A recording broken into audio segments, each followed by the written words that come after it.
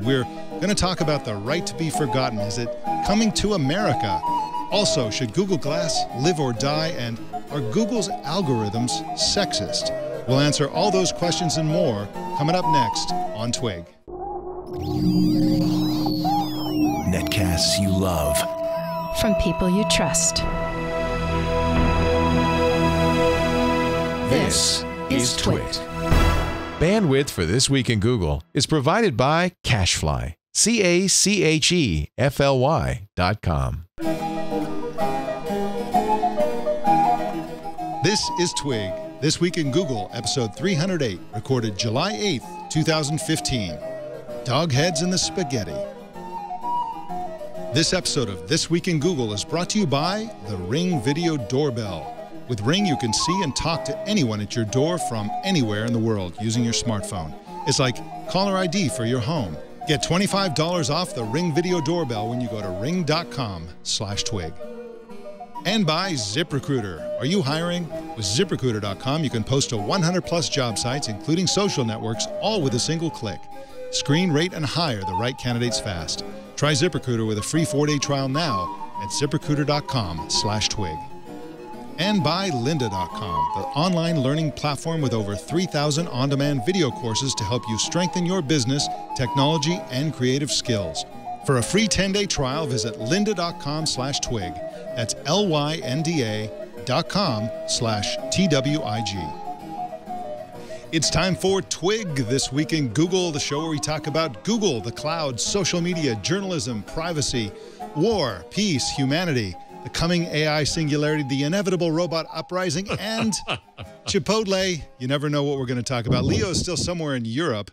He may have gone all Colonel Kurtz on us. We don't know, but with us. Oh, he has. He has. You have to show the picture of him. You have to show the picture. Okay. Of him. Oh, no. While Jason's okay. While Jason, we're gonna have to send. We're gonna have to send somebody out there up the river in his lederhosen, Jason. Oh, no. Lederhosen. Do I just do a search for hashtag Lederhosen Leo Laporte? Look up his Facebook. Look up his Facebook. All right. Fine. All right, I'll get back to you. We'll look at that picture later, Hosen. But that is Jeff Jarvis. That is Jeff Jarvis, professor of journalism at the City University of New York, author of Public Parts, What Would Google Do, and Gutenberg the Geek, and Buzz Machine, so on. I don't know, I'm just inspired by Leo. So. It is inspiring, isn't it? I want one of those giant horns, or is that Swiss? I don't know. So is Edelweiss. Yeah, I'm messing it up here, but anyway, great to see you again, Jeff. And we also have as our guests two very distinguished gentlemen who I love being on shows with, starting with Mathew Ingram, who's senior writer at Fortune magazine, formerly of GigaOM, who writes about the evolution of media and the social web. Welcome to you, Mathew Ingram. Thank you very much. This is really cool to have both you and Jeff on the same show, because the two of you on Twitter and also Jeff on Google Plus are just like my journalism fire hose, always talking about all the big issues on journalism. So we may talk about journalism today, folks. It's possible. I don't mean to threaten you, but this could happen.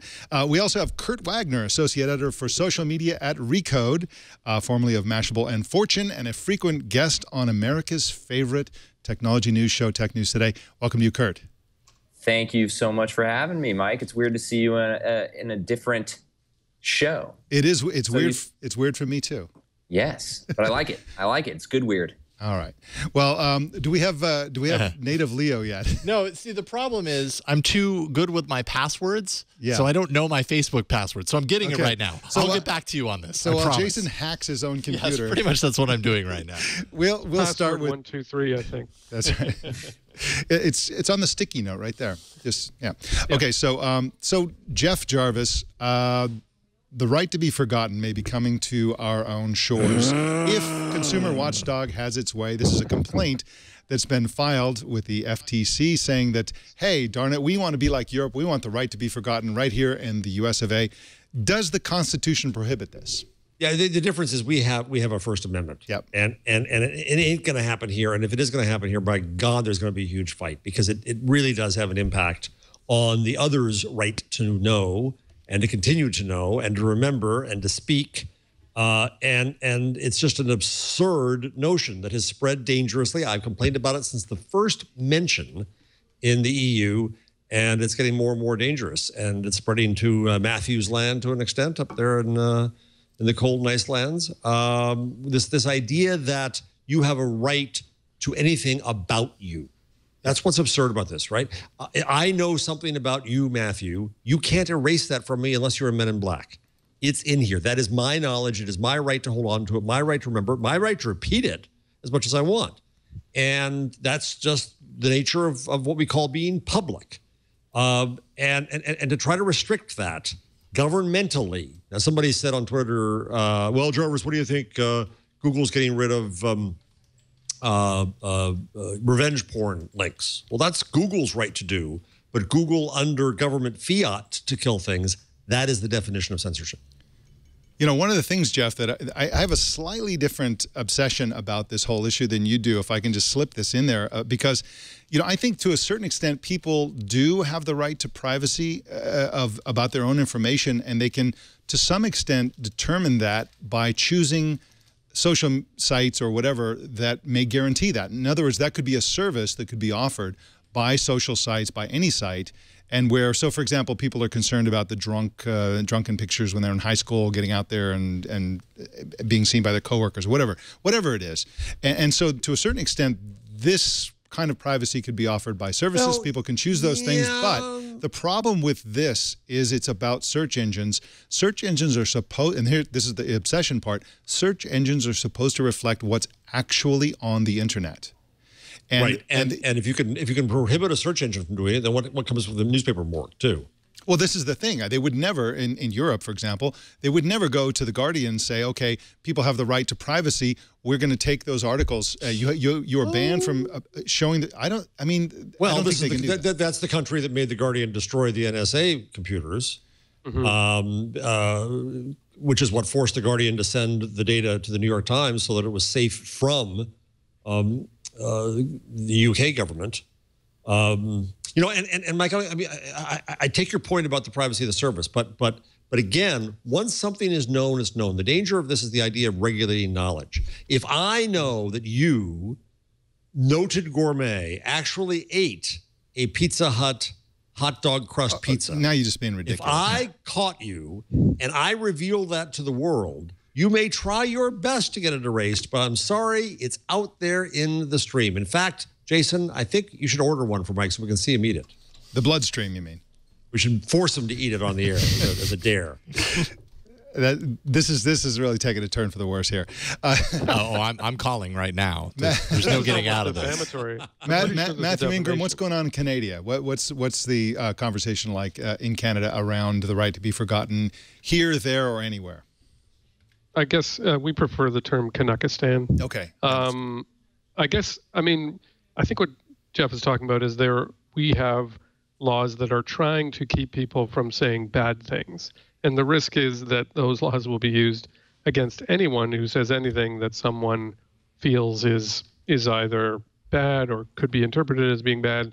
So that the impulse is we need a way to go after people who are posting hate speech, people who are posting, terrorist, sympathetic blog posts or whatever. And so I think the risk is, and this happens in Britain all the time, risk is everyone can think of an example or knows an example where they would actually support someone's right to remove information. So let's say there was a charge and it was reported, child porn or something, and it was reported in all the newspapers and all those articles are everywhere and they come up whenever you search someone's name. But they were actually acquitted. But no one wrote about the acquittal. And so none of that shows up, just the ones where they were charged. The problem is you can think of an example where having those laws would be a good thing, but there are an infinite number more examples where it would be a bad thing. And so the problem is who decides which information should be forgotten? That's my problem. Is it a government panel? Is it some kind of shadowy court somewhere? I mean, that's the risk, is that you don't know who's going to decide. Yeah. Yeah, it's, and the other part of that, and I don't think it matches perfectly with your example, but there are many examples of a censorship. For example, there are moves in Turkey and elsewhere to remove content around, sort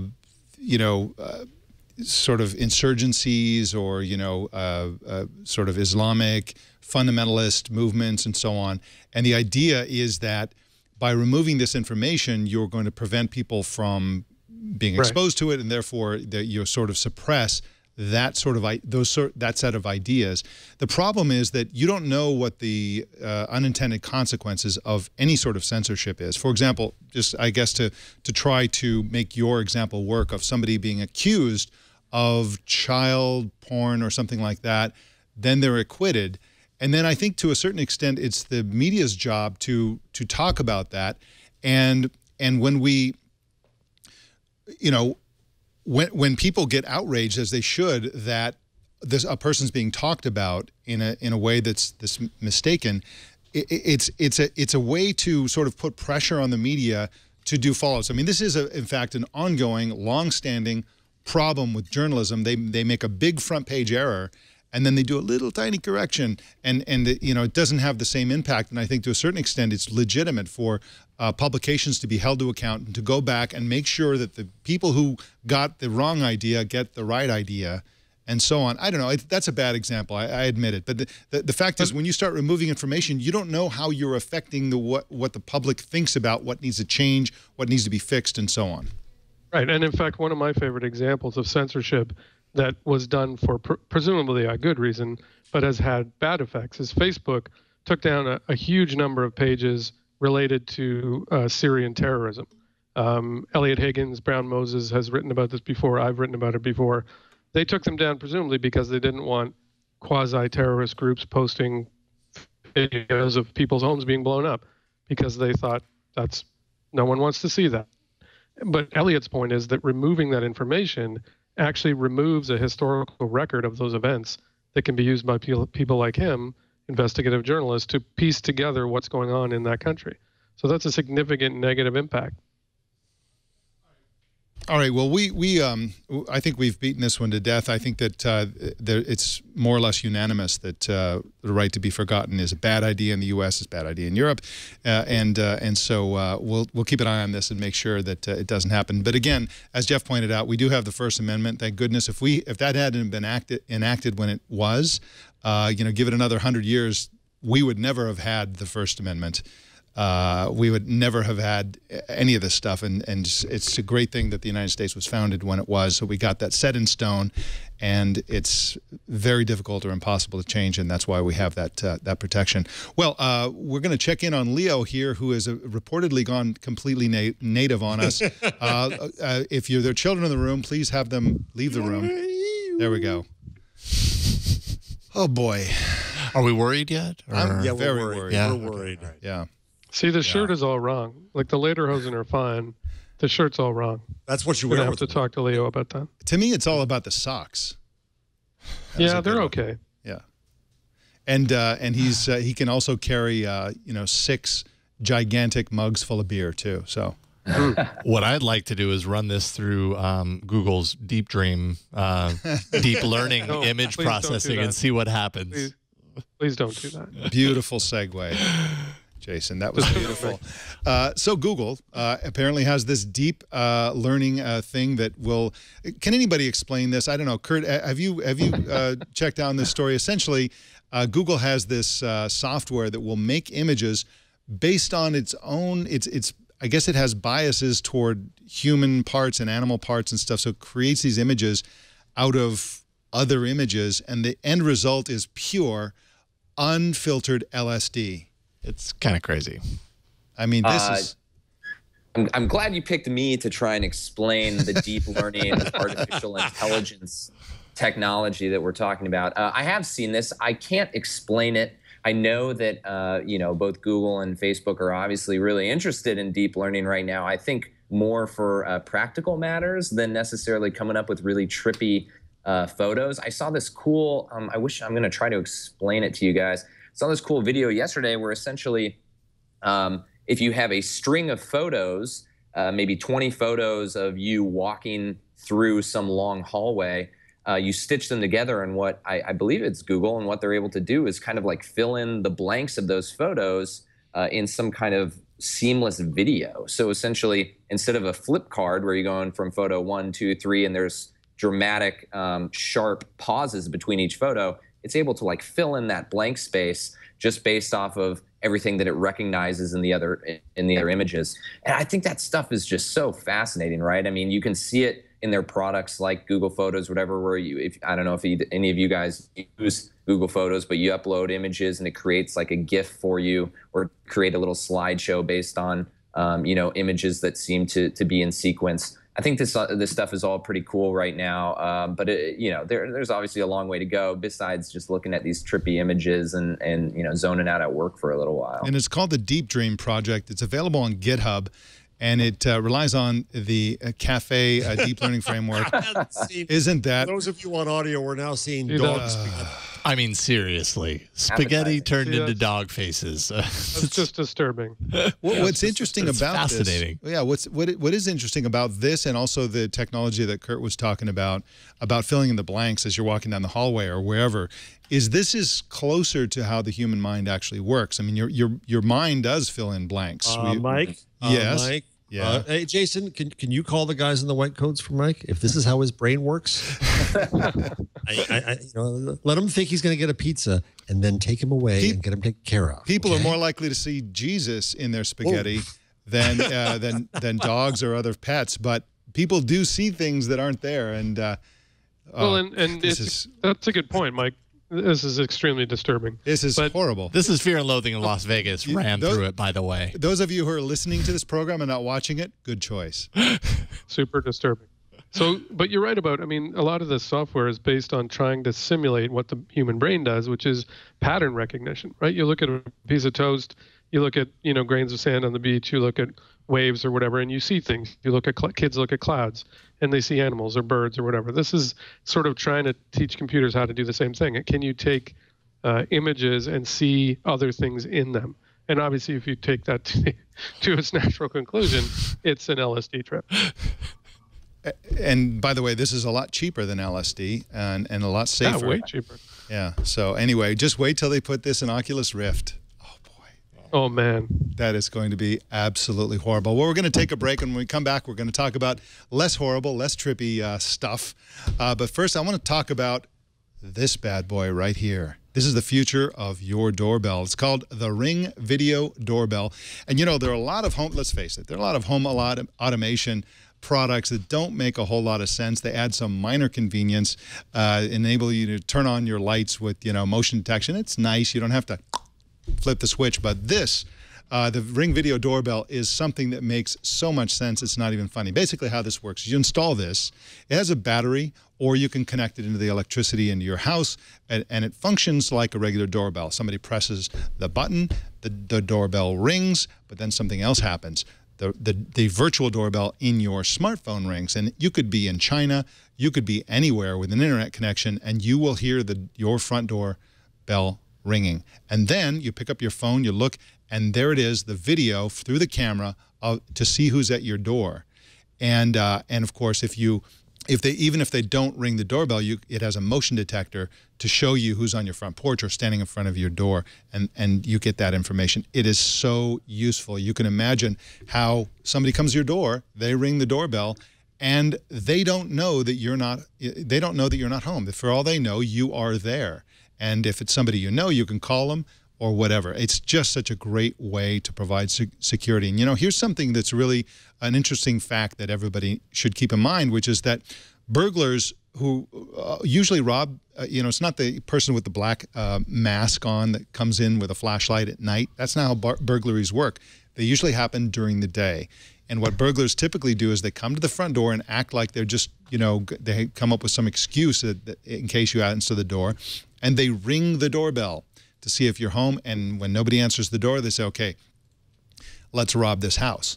Okay, but when they ring the doorbell, you're being notified. You can call the police because you can see what's happening through the camera. It's just a great, great alternative to the old, dumb doorbells that almost every house has. Right now, you can get the Ring Video Doorbell for only $174. That's $25 off the normal price.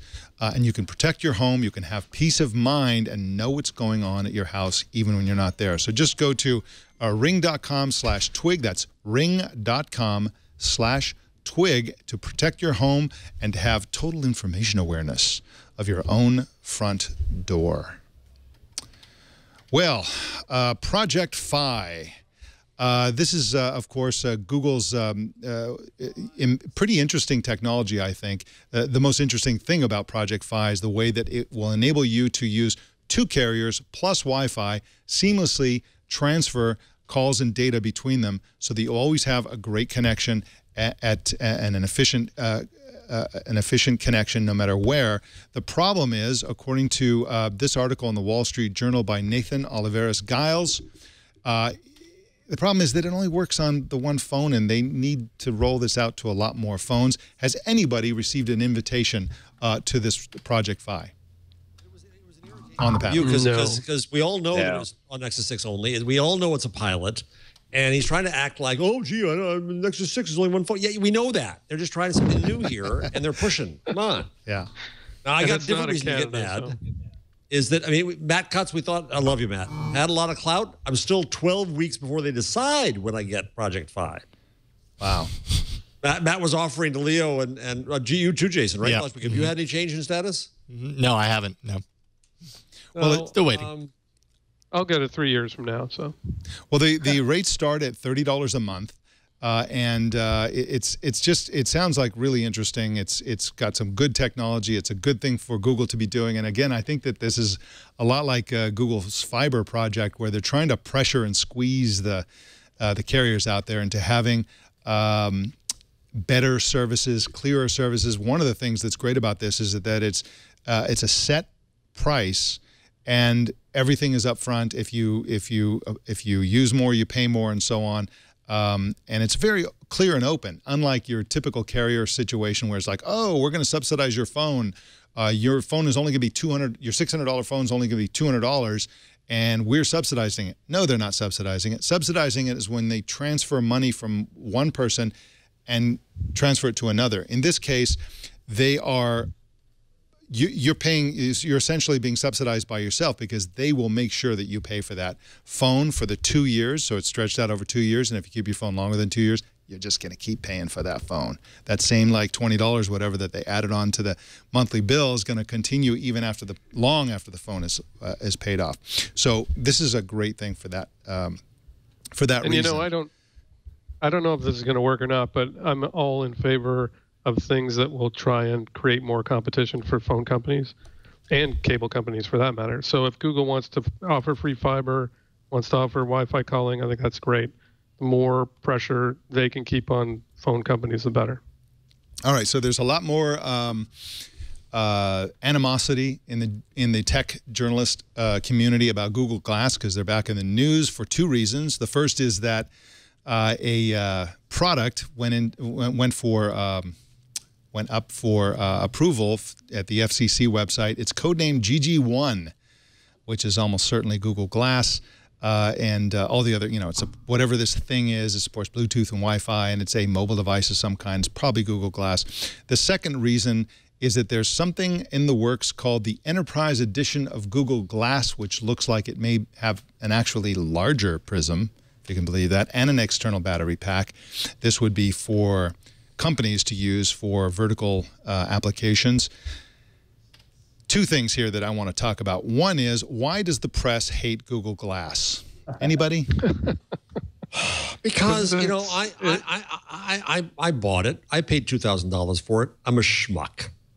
I'm a complete and absolute Google fanboy schmuck. I tried and tried and tried to say, oh, look at all it could do. Look at all the wonders. Look at it. No, I'm sorry. It didn't work. And you know what? I got to say, in this case, Google messed it up. I don't think they've admitted it to themselves. I don't think they've admitted it to the world or to the people who spent thousands of dollars on this stuff. And I'd say it's one area where Google's worthy of ridicule. What did they mess up? It doesn't work well. It doesn't make sense. It hurts. They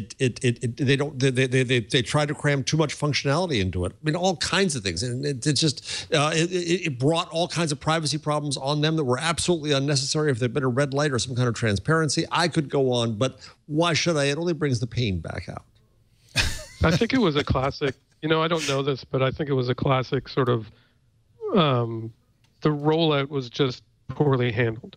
So if it had been described as a really experimental thing and only a few people, and originally it was the Explorers program. If it had stopped as a sort of, hey, super nerds, help us test this thing.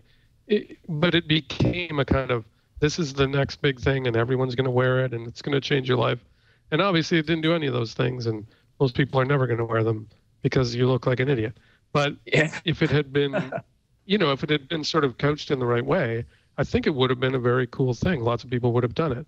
But, the vast majority of people are not interested. Never will be. Kurt, did you ever I've worn Google Glass. I was going to echo what Matt. I explored, as they say. I was going to echo what Matthew just said, just about the way that they even look. I mean, I think the big thing is, like, if you're going to go out on a limb and you're going to wear this thing on your face, that already makes you look kind of a little weird or a little wonky. Like, it better be pretty amazing. And you can see that with a lot of these watches now, even, right? Like, a watch isn't even on your face, and yet people, as soon as they started wearing smartwatches, if it didn't dramatically improve their life, they were like, I'm not going to wear this thing. It looks like a big, calculator on my wrist. This is ridiculous. And that's why the Apple Watch is so important to the smartwatch movement, if you will, because it actually, a lot of people think it looks good. So I think the fact that this thing looked like a high school science fair project did not help Google's cause at all. Well, I think one of the... Plus, it fed into a lot of the things that people already think about Google and already think about Larry and Sergey and already think about Silicon Valley and already think about tech nerds, that they have no sense of what real life is like, that that they're willing to use any old gadget, even if they look like the Borg, that it just fed into all those sort of preconceptions about what tech nerds are like. I think one of the central problems with it also is that the camera is the problem. On the one hand, the camera made everybody nervous. They felt like when they're talking to somebody, they thought, falsely. It's a terrible spy device. You can completely tell if somebody's taking video, but nobody knew that. It was an unfamiliar product to the public. So if you're sitting there talking to somebody, there's a lot of discomfort around that. And at the same time, really, the camera is the only thing anybody used it for. And so, removing the camera is impossible, and leaving the camera there is impossible. I mean, I remember one of the first times I realized that this is actually kind of a new medium as a camera is when Gina Trapani took a picture of her baby. Her hands were full, of course. She's a mother holding a baby, and you got this picture of the baby looking right at her mother. And, Gina's hair was like hanging down. So it was really like a first person you are there kind of experience. And I took a lot of pictures with Google Glass when I was traveling around and had my hands full. And there were situations where I could take a picture with a wink, which is one of the gestures that took pictures. And yeah, I look like a complete idiot, but I took some really great pictures. But I ultimately think that this kind of technology is going to succeed only when they remove the camera. So if they can build it into ordinary eyeglasses and have notifications that are subtle and appropriate and minimalist and important and actually benefit people in a way that's very, non-intrusive, I think that could be an application for this type of, in fact, I'm certain of it, that this is, the future of eyeglasses is going to have some sort of intelligence or notifications. The problem is that you had this giant, this giant. But the camera, like you said, the camera was... Go ahead. Go ahead, The Matthew. camera was half of the reason why people were interested in it. Right. I mean, to exactly. me, the one thing I wanted it for was to walk around Europe in some unfamiliar city and have the glasses tell me what the heck I was looking at. I would actually pay money for that. So am I going to wear it all the time? No. But I think it would make a really great kind of targeted device for specific purposes. So maybe that's part of what they're thinking of doing. I don't know. Yeah. I think they tried to cram too much into one thing. And there's a patent we have, I think, on the rundown where you could try to frame pictures for it. I think a point of view camera is its own product. I think alerts are their own product, which I think the watch is fine for. I don't really want them up here. And then instructions for certain activities will work up here, but I don't need and want everything up here in view because people will just bug me with it. And so the watch, so you split the three things up and they could work. Sorry, Kurt, you were going to start to say. Oh, no, that's okay. I was going to mention something along those lines. And actually, I was going to say that in my thinking, that glass would in some ways replace your phone, but if it doesn't have a camera, then you still need your phone. And the way that people are, taking so many photos now, videos, you look at like Meerkat, Periscope, the idea of live broadcasting as well. If none of that could be done with Google Glass, I just don't think that the notification stuff alone is enough to get someone to shell out that kind of money for it. I mean, obviously they'd probably make it a little cheaper, but I also think that this product may just be way too early. I mean, do you remember someone posted something on Twitter earlier today? Hey, remember when we were all creeped out about sharing our phone's location? Remember when that was a huge deal? Now everyone does it. No one thinks about it. All kinds of companies have access to your phone location. I wonder if this is the type of product that years from now we'll just think is totally normal. Of course, someone's taking pictures with their glasses, or of course, whatever. But it was just too early, too sudden, too much. Yeah, and I agree with that, Matthew. And I think the way that it's probably going to enter into the popular culture is through sports and fitness and other things like that. I mean, you can easily see that that scuba diving masks and ski goggles and things like that are going to get data about your speed, your depth, important things. Like right now, if you're a scuba diver, you have a dive computer on your wrist. It's a gigantic thing. You're already wearing this, essentially, it's an interface. It should be just heads-up display right there. Of course, cars will get heads-up displays. Which is better, to have it on the dashboard, to have it on the windshield, or to have it in your, I'm not sure. I don't know. Yeah.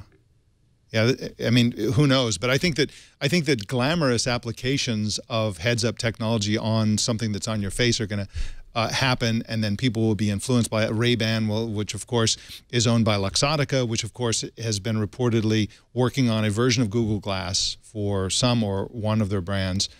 You can see that kind of thing coming about, extreme sports, whatever it is, and it'll have to get the cachet that way. Look at where GoPros. Yeah. Look at where GoPros, right? GoPro does a lot of the same things that Glass, not the photos so much, but live video. But it's much more obvious, and it's much more specific to certain activities. Nobody walks around with a GoPro, all day during the regular life. But look how cool it is to have a GoPro on your head, like they have a helmet with this like weird thing. I mean, so you look ridiculous, but if you're jumping out of an airplane, nobody's going to think you look ridiculous. See, what Google needs is somebody to look even more ridiculous. So once Oculus Rift becomes popular, and people are wearing basically a face mask where you can't see any of their face, then Google can say, look, we look way better than that. Well, if Google could have convinced a bunch of, hardcore snowboarder and surfers to wear Google Glass instead of all the tech engineers in San Francisco, maybe that would have changed the whole perception from the get-go, right? Because, I mean, that's what GoPro is so cool, right? There's a cool feeling to it that Google Glass just never had. Yeah. But Google did get the models, right? The models on the runway to try and get the I don't know, the fashion aspect. Which actually in retrospect is kind of hilarious, right? Yeah. Like they went for fashion, but in reality, that's what everybody, knocks on glasses. Doesn't it look ridiculous? Yeah, and it doesn't matter what the model's point of view is, does it? I mean, you know what I mean? It's like a model on a catwalk, their purpose is to model the clothes, and for it's a many-to-one medium, if you will. Yeah. The experience of being somebody wearing clothes is not all that compelling. I wanted to see Rory McIlroy wearing a set, or somebody doing something that you would want to actually take part in or see from their point of view. Yeah. Yeah. All right. Well, speaking of things that Google's getting into that maybe they should, maybe they shouldn't get into, Google has launched through its Waze division in Tel Aviv, Israel, a new service that's not like Uber. It's more like a carpooling service.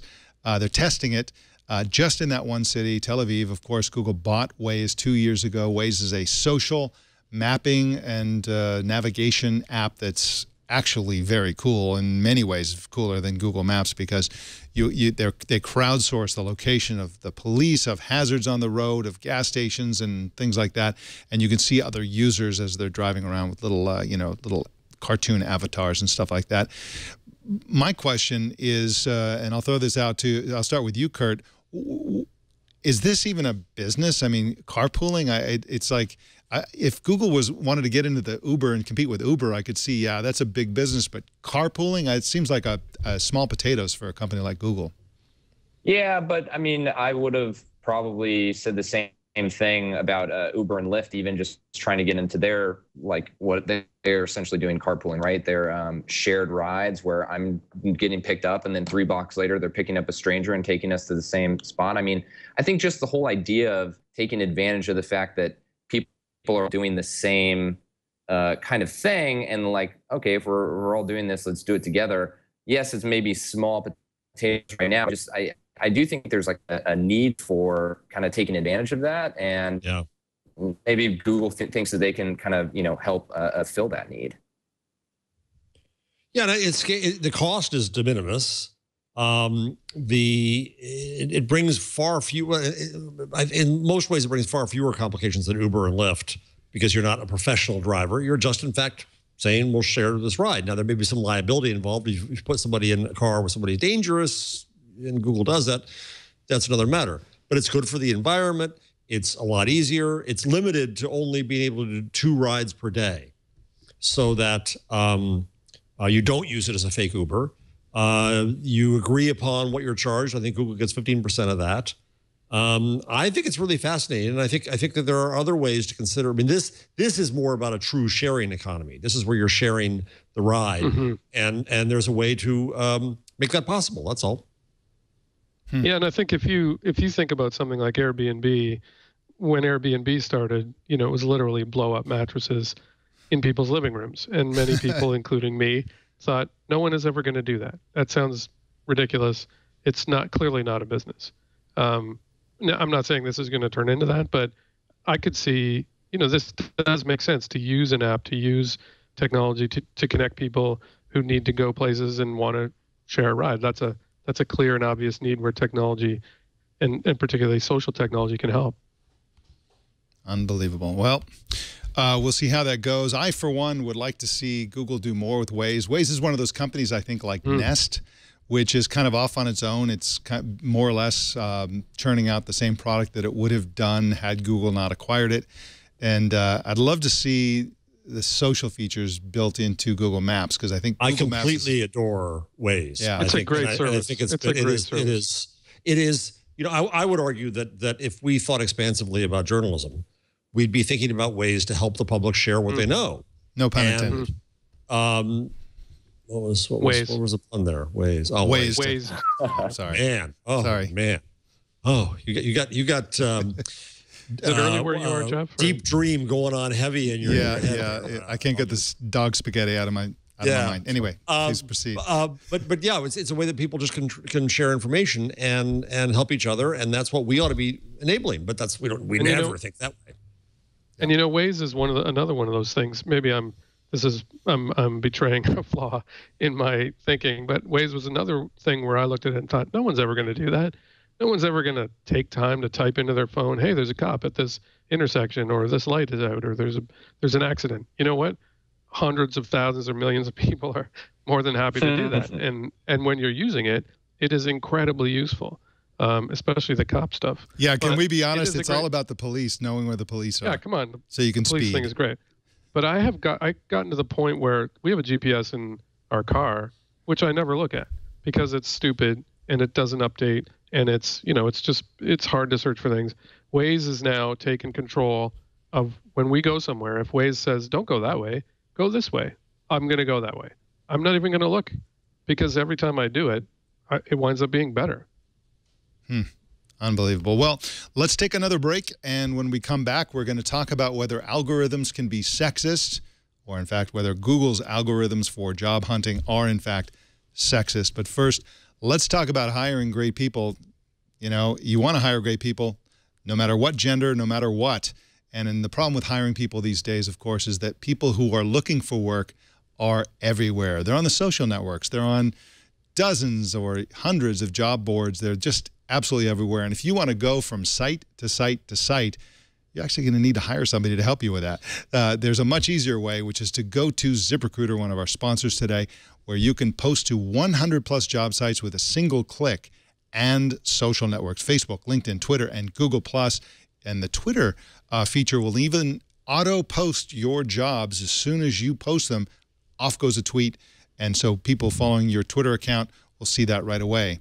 They even support LinkedIn groups and Facebook pages, and you can post to profiles, whatever you want to do, and they will automatically and instantly match you to candidates from over 4 million resumes in their Gigundo resume database. They're used by over 400,000 businesses, and you can try it now for free. And they also have a feature called Traffic Boost. So if you get the Traffic Boost feature, they will put your post into ZipRecruiter's daily job alerts for that really, really important job that you're trying to hire for. Put it in Traffic Boost, you'll get a huge, huge return. And you don't have to wade through all of the responses that you get, because ZipRecruiter will separate the most qualified from the least qualified, so you can spend your valuable time on the most qualified candidates. You also want to check out their blog at ZipRecruiter.com/blog, where they'll give you great advice for how to hire the best people. Try ZipRecruiter today with a free 4-day trial and get your perfect candidate before they go to somebody else. Just go to ZipRecruiter.com/twig. That's ZipRecruiter.com/twig. All right. Well, Jeff Jarvis, can ad targeting systems be sexist? What do you think? Is this story on MIT Technology Review by Tom Semonite? Well, how do you say Tom's name? I have no idea. I have no idea. This is the problem with the print journalists. All names should come with links to pronouncers. Thank you. Yes. Maybe not. So is this sexist? Do you think this study is onto something? What do you think? It's all about, I mean, every data set has its prejudices, and every algorithm has its prejudices, yes, built in, and you can only know them when it comes out. And to treat this as if, oh my God, Google is evil and racist. No, the algorithm is evil and racist. No, it's the same problem we had last week, that horrible, horrible, horrible episode of the photo algorithm identifying African Americans not as people. Awful, and immediately seen as terrible, and immediately fixed. And we, this is what these big technologies will do. They will reveal themselves, reveal the prejudices of what was put into them because of that. The same argument made, I would argue, about Facebook and the echo chamber. Is well, if all you pay attention to is liberals, then that's all Facebook is going to give you of liberals, because that's the data it has in and that's the formula it has. So there's something off, not so much with the company, but with the data or the formula, and this reveals that. But I think there is a larger point, which Stacey Higginbotham tried to make in a post at Fortune. Her argument was that part of the reason this happens, and part of the way that you can correct it, is to have a more diverse workforce working on those algorithms. Yes. Because presumably those things will occur to them. Well, as we said it last they week, might not Mathew, occur to all the white guys. Well, and we said it last week, if you had more diverse people dog fooding the applications, then that would expose these things sooner and help you fix and make better algorithms and get better data. Right.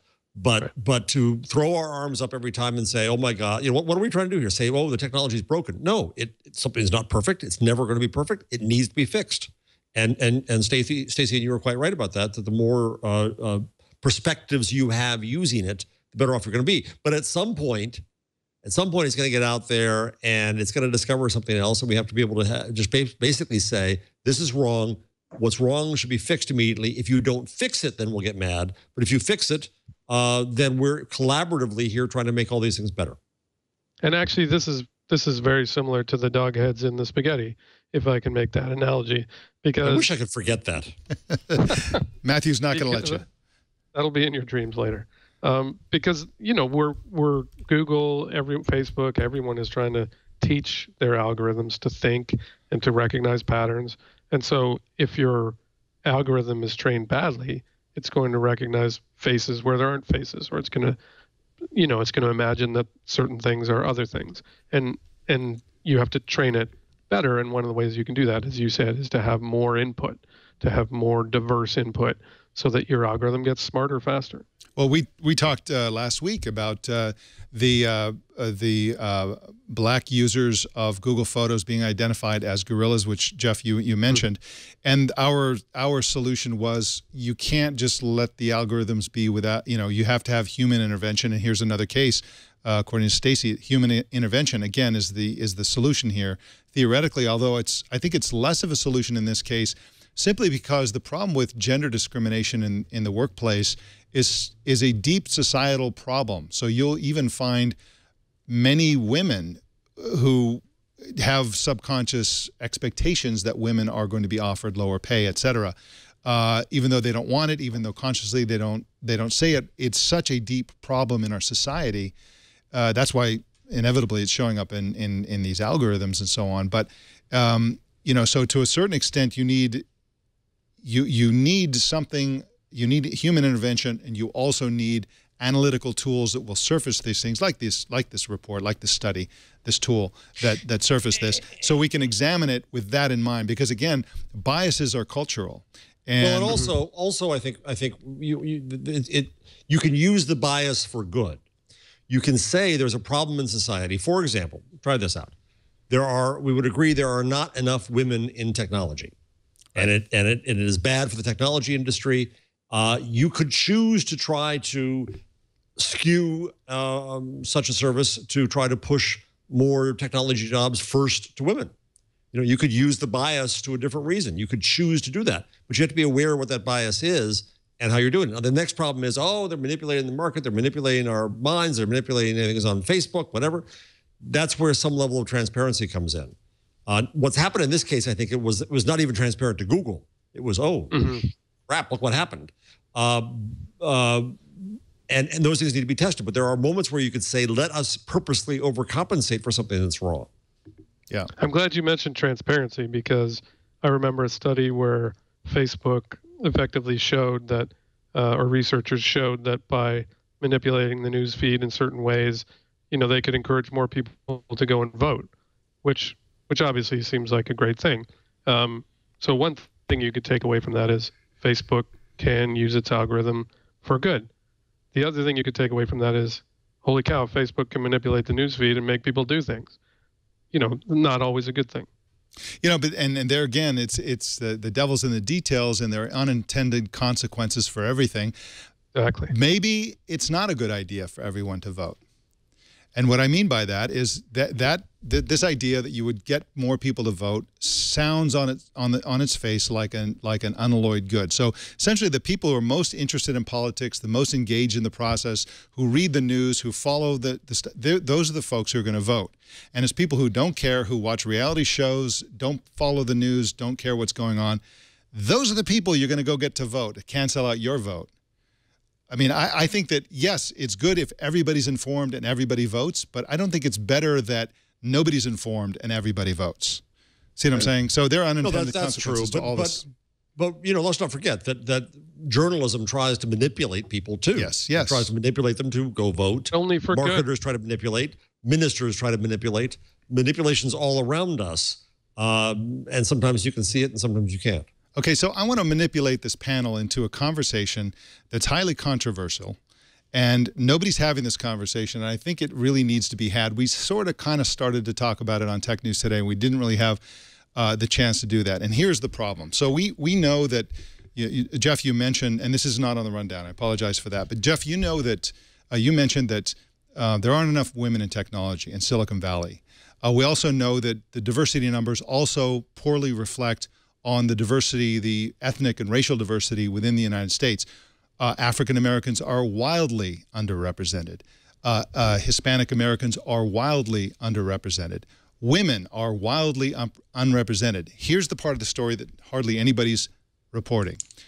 White Americans are somewhat underrepresented.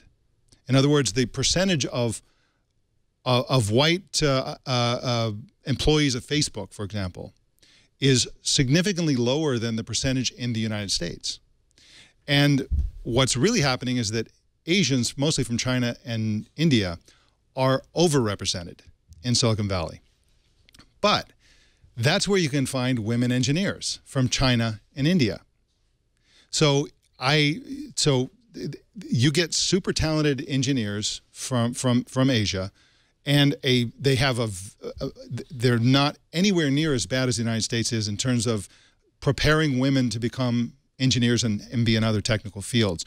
So pulling people from Asia is a great way to boost the number of women, but it also contributes to the fact that Chinese and Indian and Asian employees are so overrepresented as a function of the population in general. Of course, Silicon Valley has its own demographics, and many of those are informed by immigration, H-1B visas, and all the rest.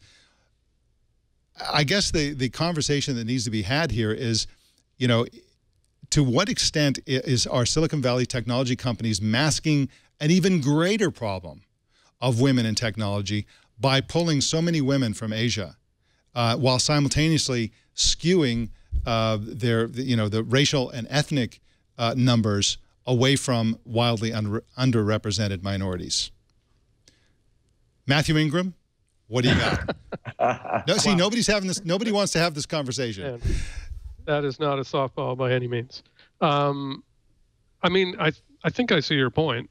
I see if Facebook and Google and other large tech companies are kind of beefing up the number of female employees by getting female engineers from Asia and India, then that doesn't help the U.S. solve its problem, which is how to get more girls and women interested in science and interested in technical fields. Well, actually, if I can interrupt you, to a certain extent it does. My son works for a Silicon Valley company, and they've got a senior woman engineer in the company, and she spends a lot of time going around to elementary schools and middle schools and stuff, talking to girls and telling them what a great career it is in Silicon Valley and to do engineering. So there's some benefit in terms of role models and so on, but I'm sorry, I interrupted you.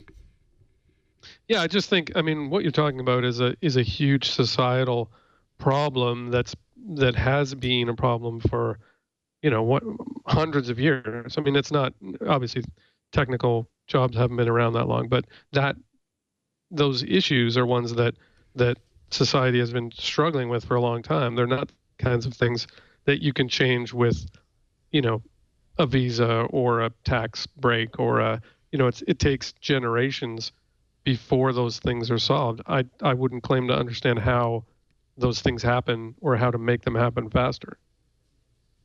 Yeah. Jeff, do you have any thoughts on this? No, I think that it's a mistake to set the goal as exactly reflecting society in one plane. Yeah. There are many, many definitions of diversity around what a company or a government or a school needs. And we pride ourselves greatly at CUNY on being diverse. And we try to define that in many ways. And that includes things like economic opportunity, economic discrimination. It includes international voices. It includes sexual preference. Right now, if you were an institution that had no, for whatever reason, if you could have, I think this is possible, but if you had no voices of LGBT, you would have missed out on what was happening in society the last 10 years or so. You would have been dumber for it, even if you're, let's say, look at all the marketing companies that went crazy wonderfully, I think, after the Supreme Court decision. That had to come from diverse viewpoints within the company saying this matters. So diversity has many, many, many definitions. And I think that rather than saying that, I mean, I don't think it's not a problem that whites are underrepresented per se, or that Asians are overrepresented. I think that's the wrong way to go. I think that the right way to go is to say, what perspectives don't we have that are going to be useful? And then to try to figure out how to build that. And how can you encourage as much diversity as possible? Not kind of mathematically, how can we represent, you know, a sort of mythical society or represent, you know, or reflect the breakdown within the U.S., but how can you have as many diverse voices as possible in your company in different places? You know, I mean, to say all Asians are the same or Asian women engineers are the same, or you should have as many different voices and perspectives represented as possible.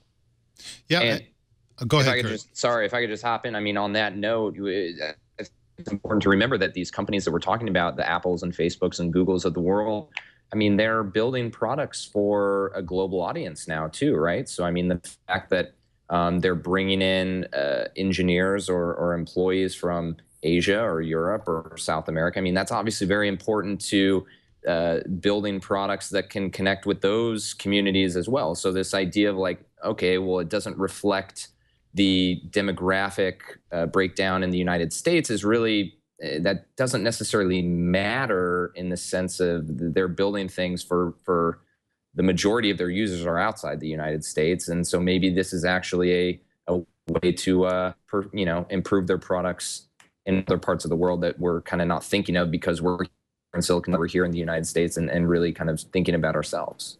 I think if I'm being honest, the absolute truth about this whole technology diversity issue is the fact that culturally, children are told these are the kinds of people who are interested in technology, and these are the kinds of people who are not supposed to be interested in technology.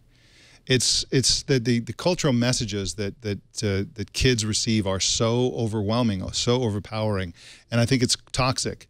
Because, each and every person has their own personality, and their personality and their skills and their interests are going to direct, and we're derailing that to a certain extent by telling kids who they're supposed to be when they're at a very young age. Of course, this problem before the mid-'80s barely existed because we didn't, at that point, get around to telling girls, for example, that tech was for boys. Like, commercials and movies and TV shows started doing that in the 80s.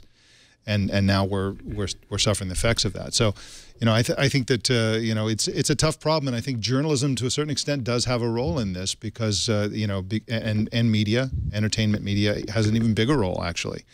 And so I just think it's a vast and vast societal problem. And I'll also say that there's an economic element to this. If you sort of rank the economies of the world by richest to poorest, you'll find a fairly strong correlation between the degree to which you have inclusion in the economy and wealth.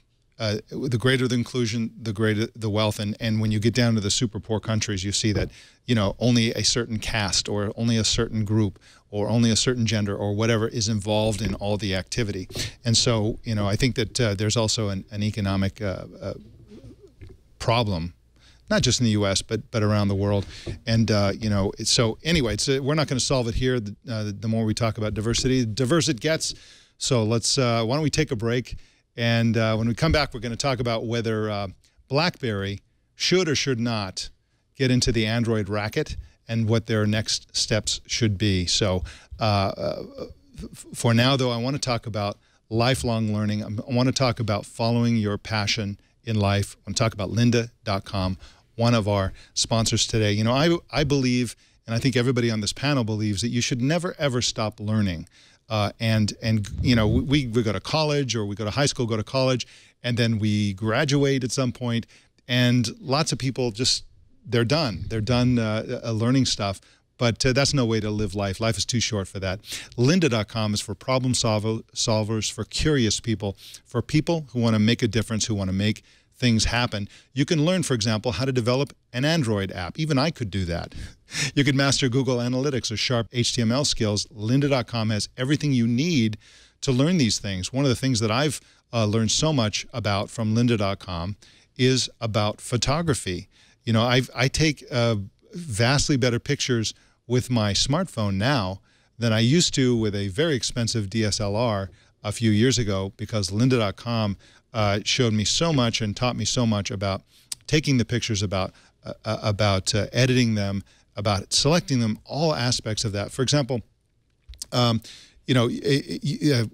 a course, it's a weekly series actually, called The DIY Photographer with Joseph Lenashke. Now, if you know about photography, you know Joseph Lenashke. He's like an awesome dude, a great teacher, a brilliant photographer. He'll teach you things like how to make your own macro lens for a few bucks. Macro photography is awesome, and it's even more awesome if you're making your own lens. There's so much to be learned from Joseph Lenashke.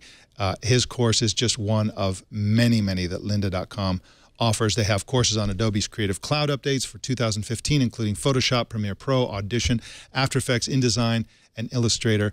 It's just a fantastic service. The learning never has to stop, and it's so much more fun with Lynda.com. To a certain extent, a lot of this coursework is a lean-back experience.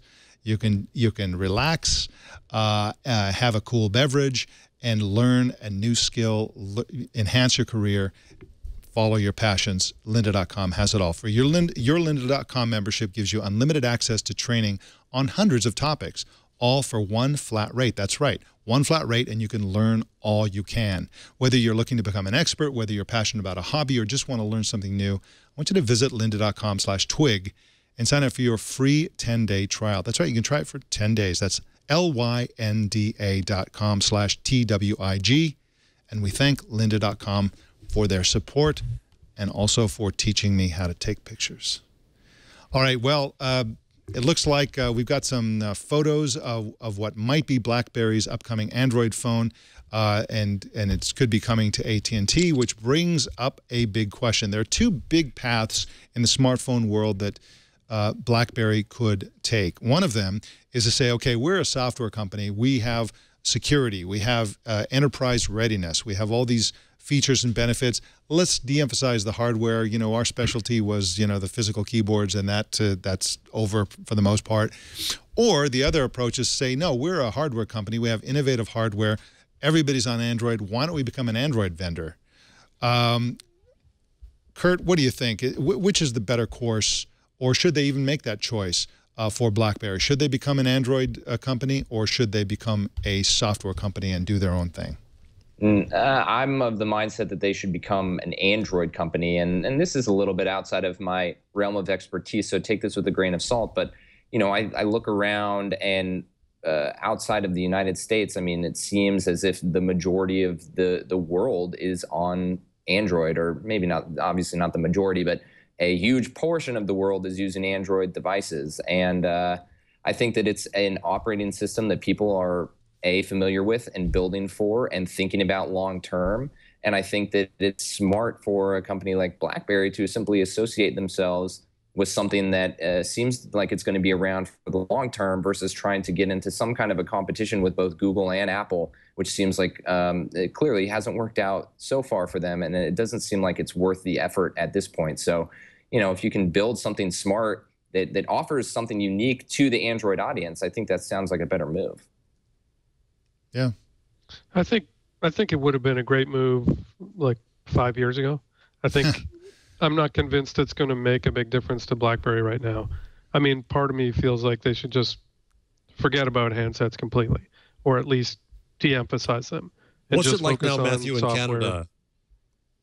What's it like now in Canada? I mean, down here, I made fun of a friend yesterday who used to be a BlackBerry fanatic, and I said, "Well, I don't see that." He said, "I haven't had it in ages. I haven't seen BlackBerry in anybody's hand in probably a year." Doesn't the president still have one? Yes. In Canada, I see them all the time. They are. Yeah, you still do. I see them all I still see them all the time. Lots of people use the Passport. I make fun of them, of course, because I think it's a ridiculous device. But you know, they seem to like it. In most cases, they're using it because their company has a deal with BlackBerry, or their government, the arm of government they work for, has a deal with BlackBerry, so they're kind of stuck with them. Is there kind of a Canadian loyalty to it? There's a little bit of that, but you know, the security aspects, the sort of, they probably had long-term agreements with BlackBerry, so to some extent they're stuck with them. To some extent, I think lots of people like the physical keyboard. So it's not that there isn't a market there. I think there probably is. I'm not sure how big it is. So what, you know, could they do it? Sure, but is it going to make a big difference to the company? I'm not convinced. Well, good luck to BlackBerry. Let's talk about something else that I think is a really interesting development, which, of course, is the new war between Facebook and YouTube around video. Now, YouTube, of course, is the undisputed heavyweight champion when it comes to video advertising. It's a fantastic resource. Lots of people spend lots of hours there, a lot of eyeballs. And now Facebook is really, really getting into this. Kurt Wagner, you wrote a piece late last week about this very thing. What is Facebook doing to compete with YouTube nowadays? Well, Facebook's doing a handful of things, but the most recent is that they're essentially trying to create a stream of videos that are all kind of related around a specific topic, and they're selling ads against that stream. And in order to lure people to build and, create and shoot videos, they're sharing some revenue. And that's something that YouTube has done for a long time, trying to convince people to put stuff onto YouTube. They can make some money while doing it. Facebook's never done that before. So now what they're trying to do is essentially lure these content creators to come to Facebook in exchange for taking a little bit of the money that they might get from the ad revenue in exchange. I think that's really smart. I mean, I was talking to someone off the record, in the industry who was talking about Facebook and video, and they were saying Facebook is a huge video platform, but they don't do revenue sharing. And so YouTube still has one up on them. This is obviously an attempt to go after that sort of weakness. Of course, PewDiePie, who is a YouTube star, we just learned that he made $7 million last year. He's a 24-year-old guy who just does goofball, gaming-oriented videos and other things. He just came out with a book, a somewhat ridiculous book, but he's got an incredible platform. It's ridiculous. No, it is. It is. It's even more ridiculous. It's even more ridiculous, if you can believe it, than Snooki's book. But anyway, that's our he's kind of defensive about the money too. Apparently, like he's kind of defensive. So I make $7 million. Leave me alone. So I do. Which is too bad. He should be victorious, shouldn't he? He said, "Look, I'm the future of television. I've built my own new empire." He should be proud of it. He should be, but I think he appreciates the fact that he's kind of ridiculous. Yeah, well, the name, the shtick. But is it any more ridiculous than there's a woman somewhere in Florida who makes $12 million a year, unboxing kids' toys? So is that much more ridiculous? Not really. So Kurt, here's does this set up now? What entices me is, does this set up competition for YouTube and Facebook to be one-upping each other on business terms and business benefits to popular video makers? I think so. I think that Facebook's pitch is going to be, hey, we have 1.4 billion people on our platform who are coming here every month. But more importantly, we can show your video to people who don't follow you, right? I mean, that's kind of the point of this suggested video feed, is that your video could appear in front of fans that you don't even know you have. And I don't think that YouTube kind of does that, right? If you watch a video, you get to the end, it may have suggested videos. Of course, you're going to stumble across things. And I stumble across videos all the time from people I'm not following on YouTube. I think Facebook's pitch would kind of be like, our algorithm can do this for you. Well, they have our attention for a stream, right? They have our, they can Google put it doesn't have feed, that. Right? Facebook has that. Well, it has it on Google Plus, but nobody goes there except Mike. Yeah, well, let's not get Mike going. But I wanted you to explain the other story you wrote, Kurt, which is next one down the rundown, is that Facebook is now separating out, and I think this is a part of this, that if you're in its stream and if certain actions happen there, there's one business benefit. If you have to click off to a site, it's another. Can you explain what Facebook has just announced there, what they're doing? Sure. The ad click stuff from today? Yes. Yeah, so this is interesting. It's not quite specific to, well, I guess it kind of falls into this category.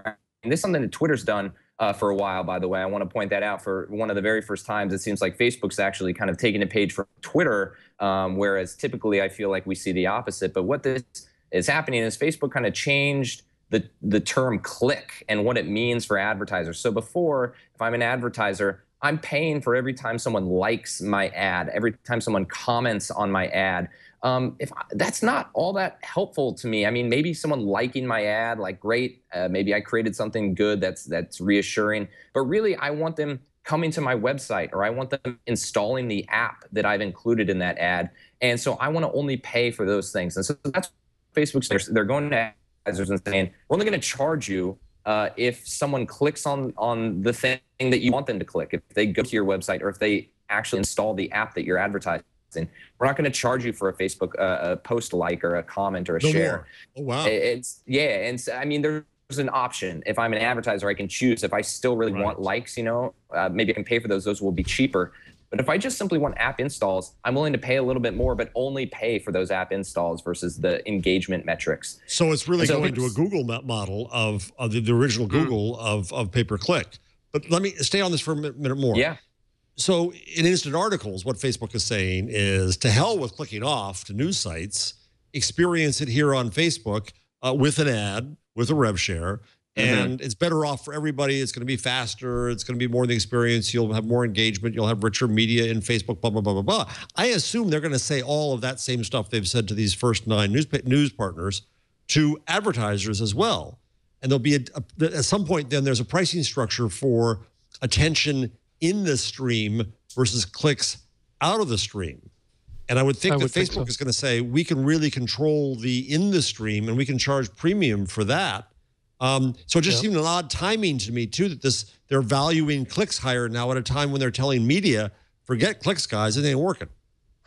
Yeah, they have a bit of a interesting back and forth right now, because they also showed off some these aren't ads that they're actually testing, but kind of a prototype of an ad that they could envision on Facebook. They showed that off at Cannes earlier, I guess last month, to all the advertisers over in France.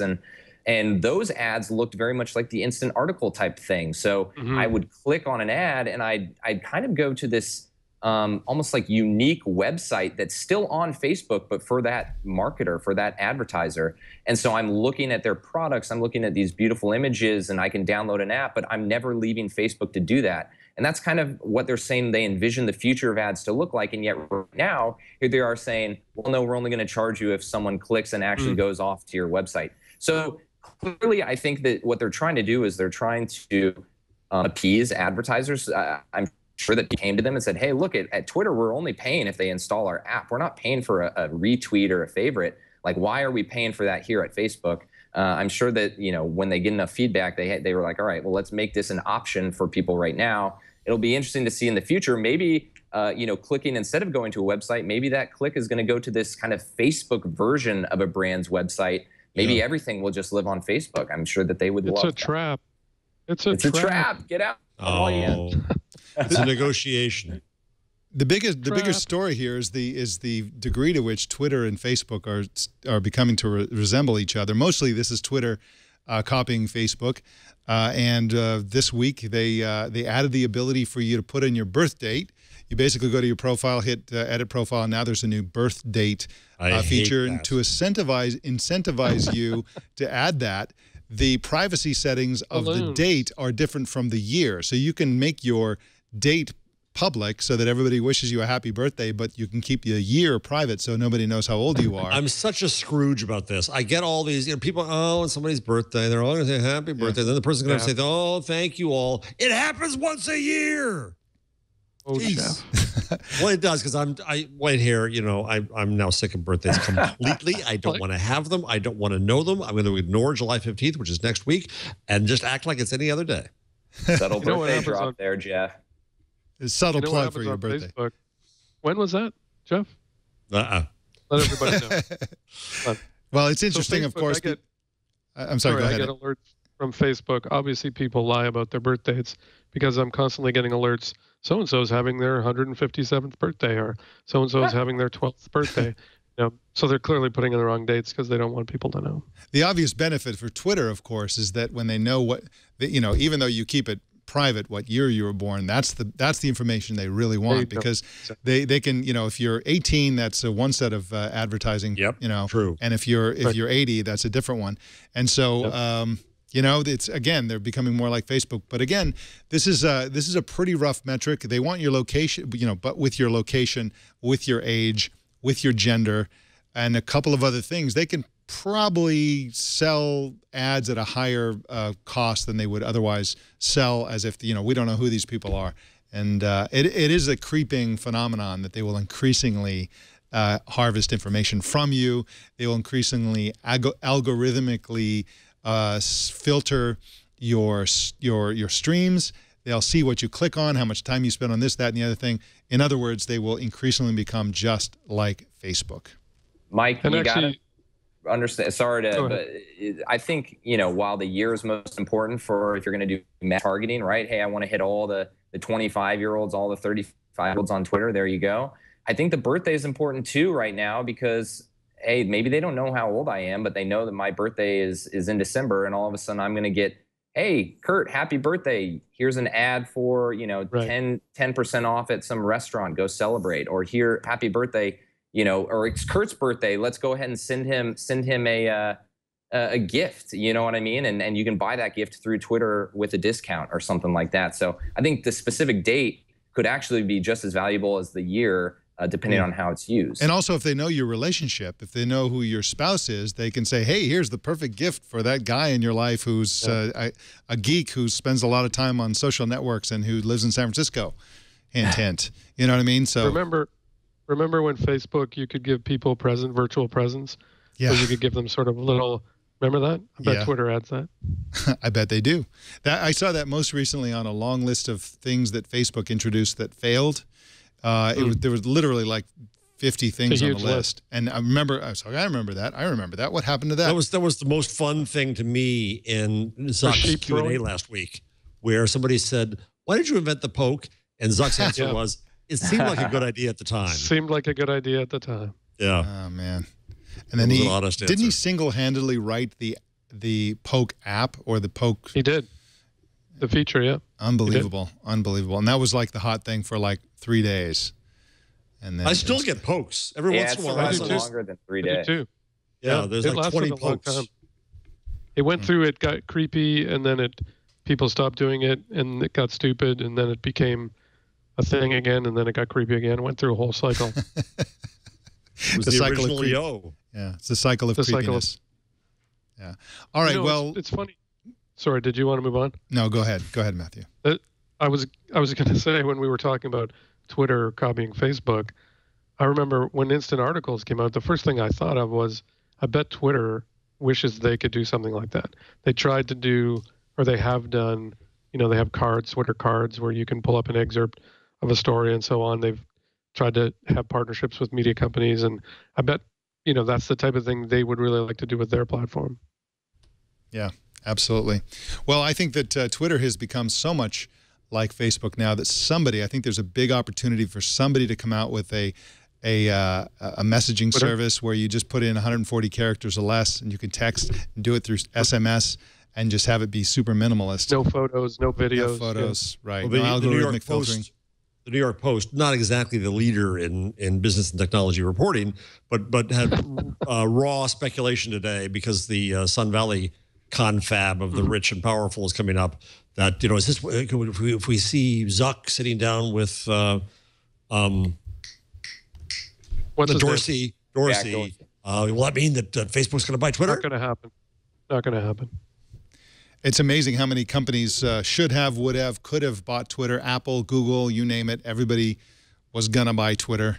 The rumors have been flying for years and years, and they just don't want to sell. I think that I hope they never do. I don't think they would be any good as a sort of a division of one of the other giant Silicon Valley companies. Well, why don't we move on to our tools and numbers and toys and stuff like that? The week. Jeff, do you have a number for us? Yeah, hold on. You beat me a little fast. All right, since we're talking about Facebook, I don't know if this numbers are old, but it just amazes me every time. Needham doing analysis of ComScore data, and Kurt, you tell me how old this is. 1.44 billion users, an average of 20+ minutes per day, accounting for 20% of all time online. However, wondering whether there's a bit of Facebook fatigue, which we keep on hearing perennially, that the U.S. usage is going down. Nonetheless, it is just an amazing behemoth. And I have to say, partly inspired by you on Google+, Mike, I took a bunch of German publishers and editors around to hip important media people in New York, and 3 times they said to the Germans, listen, you all may be on Twitter, but they, pointing out there, are on Facebook. Yeah. And so in the last 6 weeks or so, I've just made a much more concerted effort to live on Facebook. I still do Twitter, Google Plus, not as much. I'm sorry, but really trying to understand Facebook better. And it is a pretty amazing phenomenon. The more I use it, the better it gets. The more interaction I have. I have far more followers on Facebook than I do on Twitter.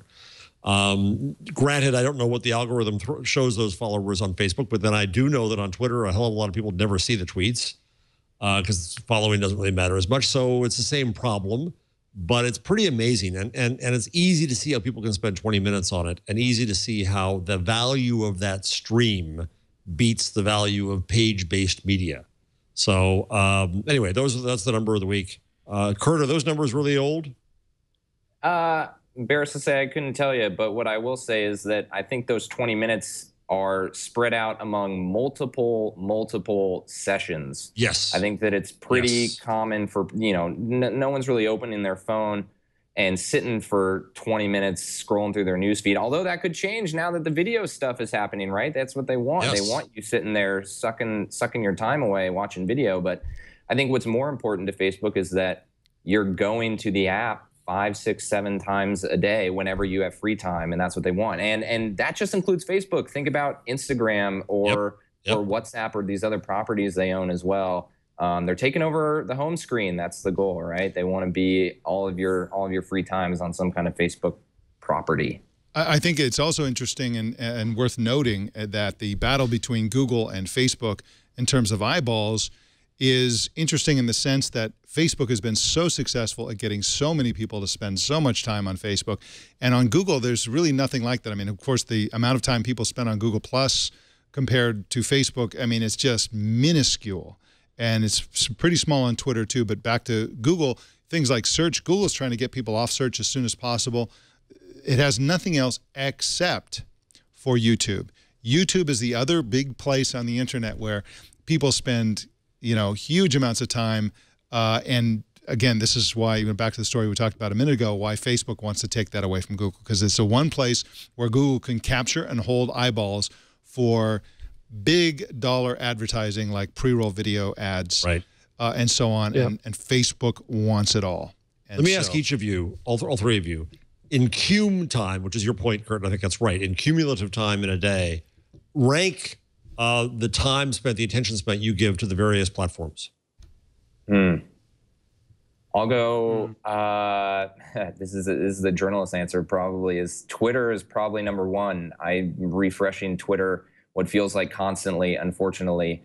And I'll throw one thing out there about Twitter. I'm surprised, given what Mike just said about kind of finding places where you can really get sucked in for multiple minutes at a time. I'm surprised Vine hasn't been a little bit more a part of Twitter's plan. I mean, they're obviously starting to, they just did autoplay video and all that stuff, but I would think Vine so much of it is so irritating to me. Yeah, it's like GIF world.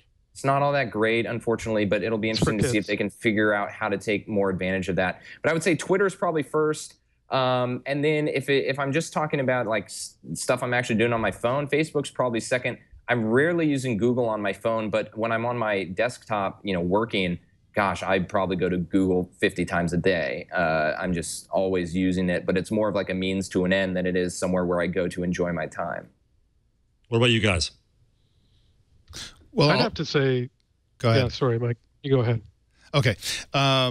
Typical Canadian, being polite and saying, you go ahead.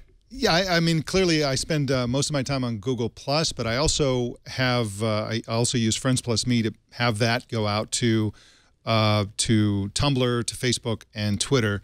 And I do that for certain things, but I spend a lot of time on Google Plus interacting with comments because the comments are oftentimes very involved. Has that changed recently, Mike? Is that going down at all? It has changed. It has changed. The intensity of the comments on Google Plus from where it was like 2 years ago is it's very different, not only in the quantity of it, but in who's doing it. So nowadays I get lots and lots of people who don't really quite speak English say things that I don't really understand, even with the Translate tool. Yes. And there's a lot of that. And then and the number of people who have the kinds of comments that you went to Google Plus for, the substantive, intelligent, engaged people, that's dropped to maybe a third of what it was a couple of years ago. They're still there, but you have to weed through more fluff, and you also have to accept the fact that, it's not going to be like it was, although it used to be overwhelming. I mean, it used to be way too much.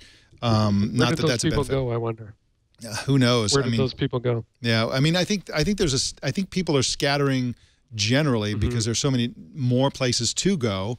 We also have messaging applications which are competing for people's time. I think everybody's suffered except for Facebook for the most part. I think they've done really well for themselves. But I would say that, so Google Plus first, Facebook and Twitter are probably tied. The thing with Twitter that's interesting, though, is you either use Twitter on twitter.com or you use a third-party app like TweetDeck or like Tweetbot or something like that. If you use, let's say, Tweetbot on a mobile phone and you click on a link, you tap on a link, you kind of remain within Tweetbot. It has its own internal browser, and you can go out to, you know, Chrome or something like that on your phone.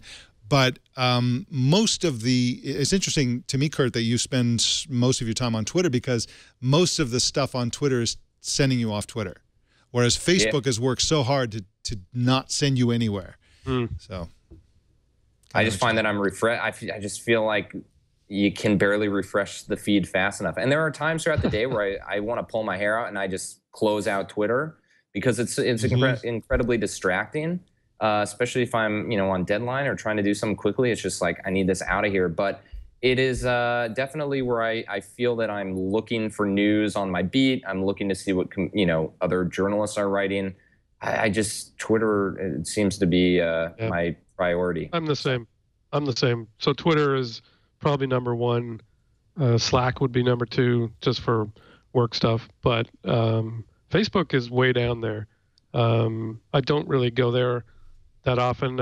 I have to be super bored to sort of pull up Facebook. That's what I decided I needed to change, Matthew, is that I was kind of the same. I don't know, I'm not quite as down on as you were, but a lot of time on Twitter. And, you know, just personally, I've got 150,000 followers on Twitter and 450,000 on Facebook. Wow. And and so I said, what am I doing? Let me cultivate that, see what that turns into. There's a lot of people I respect, like Roger Narazetti at the Wall Street Journal, contribute a lot of stuff to Facebook. The groups really work. I'm really getting into. I met last night with the guy who's in charge of Newsfeed for a little. He's doing an off-the-record friendship tour of media in New York, and it's really, really interesting. So I just, as an educational thing, is what we do for a living, I decided that I had to really go all in on Facebook, and I'm enjoying it. Part of the problem for me was my Twitter feed was going over to Facebook. And that's still the case. That.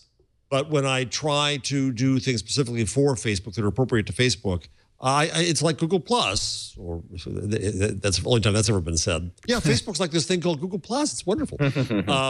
But I would commend to you to try a time, you know, like a Matt Cutts 30-day thing.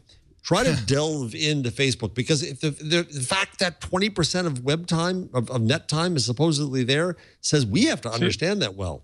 Yeah, but I guess the problem I have is that, you know, I tried to quote unquote fix Facebook, so I friended everyone, you know, lots of people followed me. I had thousands of quote unquote friends, and it just was not working. So I got rid of 80% of those people, and I tried to make it just people I actually knew. Right. And so the problem now is if I start posting all sorts of stuff into that stream, or even cross-posting from Twitter, everyone's going to get mad at me and unfriend me because it'll just be too noisy. So now I basically don't know what to put there other than a link to the odd post and sunset photos. I'm like, I don't know what I'm supposed to be doing there. Is it just connecting with friends, or am I trying to do the whole Mathew Ingram experience? I just don't know. It's great for those Venice, like floating on the Venice Canal. Right. Yeah, photos. Definitely. That was awesome. You know, the other thing that has to be said is we don't know what these numbers really mean. I mean, Jeff, you said you have hundreds of thousands on Facebook. Yeah. You have millions on Google Plus. Right. Twitter, you know, Twitter engagement, it's kind of like saying, you know, I have a radio show and X number of people have radios, and therefore, what does that mean? It doesn't mean anything. Yeah. Same with Google Plus. Yeah, absolutely. In those two cases, an algorithm decides what's going to be of interest. And if it decides I'm boring to people, and so you think that Twitter is more realistic because I don't. a straight river. But we know how few, what small percentage of tweets are actually seen by people. So whatever you write on any of these three platforms is seen far less than you might dream, but we don't know how much. What I don't understand is I will post something like a picture of my daughter or a picture of me, you know, on a boat or something, and it will get liked by dozens of people in foreign countries who I don't know, who don't speak English. I don't understand what are they doing? Why are they doing that? What do they hope to achieve? I don't know whether they're trying to make contact with me. They never comment. They never do anything, but they will. Well, I felt I was being a bit voyeuristic. You put up a picture of your boat, and I saw this thing in the corner, and I swear it looked like an 8-track drive. So I gave a smart-ass remark, and then your family, members of your family are coming back defending your boat. And it's all in front of your family. And it felt like an odd invasion into your nice lake in Canada, but I enjoyed it. That's one of the weird things about Facebook is you're somebody you were in the 6th grade with gets into a conversation with a current coworker, and you're just like, my worlds are colliding. But I'm sorry to cut this off, but Kurt has a heart out, and I really want to get his tool. So I'm sorry to interrupt the conversation because this is great stuff. But I want to get Kurt's tool in before he wanders away. Kurt, go for it. What's your tool of the week? Cool. Sorry to kill that conversation. My tool for the week is an update that happened just this morning to Meerkat. So Meerkat is that live streaming app you guys may be familiar with. It's got a rival called Periscope that Twitter owns. And what Meerkat did is there's a product update to it, but there's also kind of a business angle. And I'm more interested in the business angle, but I'll start real quick with the product stuff, which is that you can now share your live stream with somebody. So it'll be interesting that, if I'm doing a Q&A, for example, and I'm saying, hey, ask me anything about Facebook, and people are actually tuning in and listening, I could click on another user, and essentially they would show up. They would use their own phone to appear on my stream for up to a minute, and they could ask me their question, then I could get rid of them off the screen, and I could answer, and then I could pick a new user and do the same thing. So that they're kind of trying to create this sharing element around live video, which I think is kind of interesting. But from the business standpoint, what I wrote about this morning was that they're kind of buddying up with Facebook. So Twitter has Periscope, and Twitter somewhat famously, I guess, if you follow this stuff, cut off Meerkat's access to its social graph. So when Meerkat first launched, what it did was you signed up with Twitter and you were automatically following all of your friends on Twitter who also had the app. And Twitter said, sorry, we're not going to let you do that anymore because we have a rival product and we don't want to help you grow your network over there, Meerkat. So they cut them off. And now Facebook is letting them do that instead. And so what's kind of happening is you have this Twitter Periscope on one side, Facebook and kind of Meerkat on the other, even though, Facebook obviously doesn't own Meerkat. But it'll just be kind of interesting to see if the integration between Meerkat and Facebook continues and what that might do for kind of this Twitter-Facebook rivalry that we've already touched on a few times during the show. So I think from a business standpoint, they're aligning themselves with someone, a big social network that may someday down the road say, hey, live streaming is pretty cool. Maybe we buy Meerkat. It's already integrated into a lot of our products. So there you go. They do seem very, very friendly. Kurt Wagner is associate editor of social media at Recode, and it's a great beat. And you're great at what you do, Kurt Wagner. I love having you on Tech News Today. And you're pretty much on the show, maybe on average, like once a week or something like that. Feels like it. Yeah, it's always great to have you on. And thank you so much for coming on Twig today. Thanks for coming in. Thank you. Great stuff. Yeah, thanks guys. Kurt. It was fun. It was a lot of fun. I appreciate it. Thanks for having me. Hopefully we can do it again. All right, we'll see you on Facebook. Adios. All right, take care. All right, Matthew, what do you got tool-wise? I guess I don't.